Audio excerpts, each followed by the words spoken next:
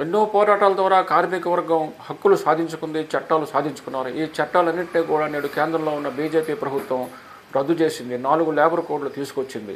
ఈ 4 లేబర్ కోడ్ల వల్ల కార్మిక వర్గం అనేక ఇబ్బందులు ఎదుర్కొంటుంది. సంఘం పెట్టుకునే హక్కు, సమ్మె చేసే హక్కు, పోరాటాలు చేసే హక్కు ఉండదు. రేటు రైల్వేలో ఉన్నటువంటి అనేక ఇబ్బందుల్లో రైల్వే ప్రైవేటైజేషన్ అయిపోయి రైల్వేలో ఉన్న ఖాళీలేవి భర్తీ చేయటం లేదు. రైల్వే కాంట్రాక్ట్ కార్మికులకు ఉద్యోగ భద్రత లేదు. రైల్వే కాంట్రాక్ట్ కార్మికులు కాంట్రాక్ట్ మారినా సరే ఉద్యోగం నుంచి తొలగింపులు జరుగుతున్నాయి. ఈ లేబర్ కోడ్లు కనుక అమలైతే రేపొద్దున్న ఈ యొక్క వేధింపులు అలాగే ఉద్యోగాల తొలగింపులు ఇంకా ఎక్కువగా ముమ్మరంగా ఉంటాయి.